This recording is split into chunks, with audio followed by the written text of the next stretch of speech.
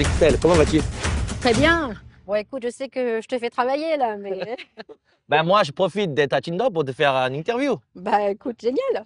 Ouais, Bah écoute, on a un super point de vue là c'est vrai que c'est joli. à Tsingtao, donc on peut s'installer là si tu veux. D'accord, bah je te suis.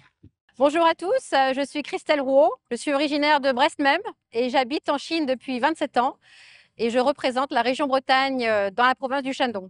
Alors Christelle, qu'est-ce qui t'a initialement attiré en Chine et pourquoi tu as décidé de t'y installer? Depuis que je suis toute petite, j'ai toujours voulu aller en Chine. En fait, mes parents, ont beaucoup voyagé, dans les territoires d'outre-mer, hein. Et il y avait toujours beaucoup de Chinois et j'étais toujours, assez curieuse, en fait, de leur culture, de leurs habitudes et je me suis toujours dit que quand je serai grande, j'irai en Chine.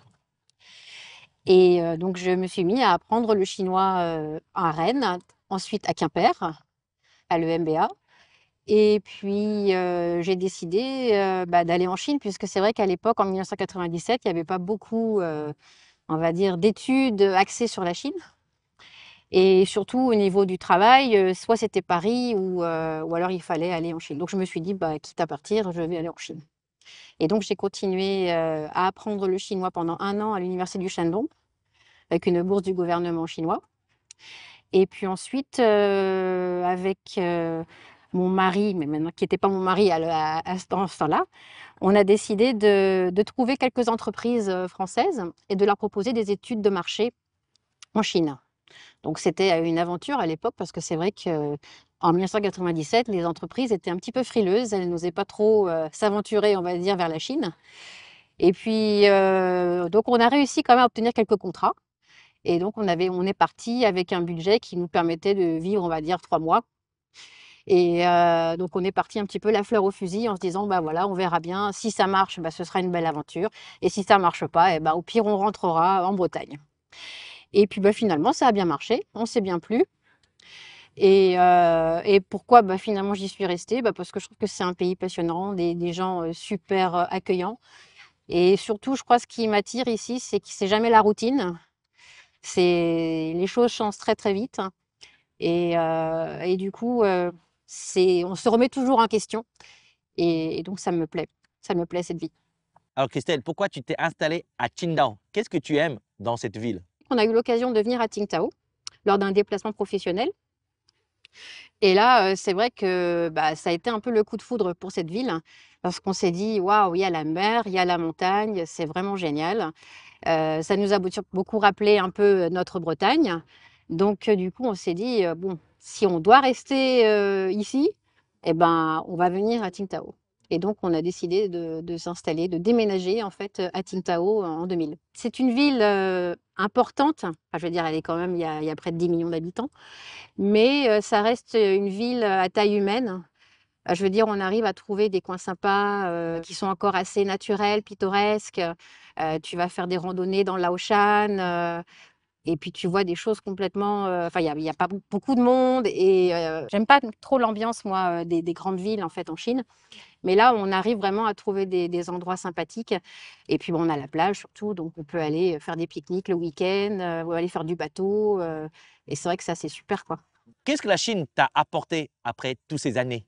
La Chine m'a beaucoup appris à être patiente, ce que j'étais pas forcément beaucoup avant de venir et à prendre les choses avec beaucoup de zénitude, de prendre du recul par rapport aux choses qui se passent. S'il y a une qualité chinoise, tu vois, qui te passionne, ce sera laquelle? Je dirais la flexibilité et le pragmatisme. Ils arrivent, au dernier moment à toujours trouver, des solutions, nous, c'est vrai qu'on aime bien, que les choses soient calées à l'avance, mais eux, même au dernier moment, le jour J, ils arrivent toujours à dire: «Bon, on va faire comme ça, il y a pas de problème», Quel est ton rôle au sein du bureau de la Bretagne en Chine? Quels sont vos projets, vos objectifs? Donc moi, je suis représentante donc, du Conseil régional de Bretagne dans le Shandong. Il faut savoir que la Bretagne est jumelée avec la province du Shandong depuis 1985. D'ailleurs, on fêtera le 40e anniversaire l'année prochaine. Mon rôle, en fait, c'est de faciliter la mise en contact des acteurs du Shandong avec ceux en Bretagne, donc dans différents domaines, que ce soit éducatif, culturel, sportif, économique, mais plus, on va dire, en partenariat avec Bretagne Commerce International. Et donc, mon rôle, voilà, c'est de favoriser, on va dire, la mise en contact et surtout, aider au lancement de projets ou d'échanges entre ces acteurs. Les axes, on va dire, stratégiques aujourd'hui de la région Bretagne dans sa coopération avec le Shandong sont plus axés sur les échanges éducatifs, échanges entre les jeunes. Donc, on a plus de 15 écoles du primaire au lycée qui sont jumelées avec des établissements du Shandong. Il faut savoir que la région Bretagne est la région en France, hormis Paris, où il y a le plus d'apprenants de chinois du primaire au secondaire. Donc, il y a plus de 3000 élèves qui apprennent le chinois. Donc, du coup, les établissements sont très demandeurs en termes d'établir des contacts avec des établissements en Chine. Donc, on travaille avec le rectorat de l'Académie de Rennes pour pouvoir justement développer ces partenariats et ces échanges entre les jeunes. Est-ce qu'il y a un mot chinois qui te plaît, qui te parle? Moi, j'aime bien cette expression Fabi Konando.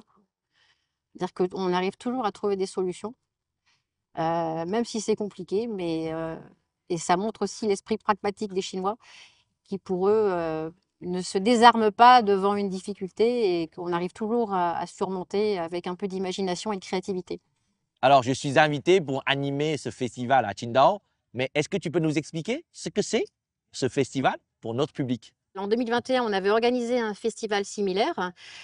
C'était dans un lieu plus privé, on va dire.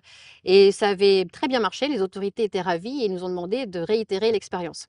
Donc, suite à ça, on a attendu 2024, qui est l'année du 60e anniversaire entre la France et la Chine et l'année croisée du tourisme culturel entre la France et la Chine. Et donc, on a décidé de trouver un lieu emblématique. Et là, nous y voilà. Donc, on est sur la presqu'île de Maïto, où le parc a tout été réaménagé récemment. Donc, il offre un superbe point de vue sur les couchers de soleil à Tsingtao. Et c'est aussi le repère de tous les jeunes ici pour leur rendez-vous amoureux. Et donc, on s'est dit, c'est super, c'est vraiment cet endroit-là qu'il faut qu'on organise ce festival. Donc aujourd'hui, le festival, c'est essentiellement donc, un festival de musique avec plusieurs groupes, des groupes qui viennent de France, comme Toucan Toucan. On a également donc, le groupe de jazz de Pierre Prada.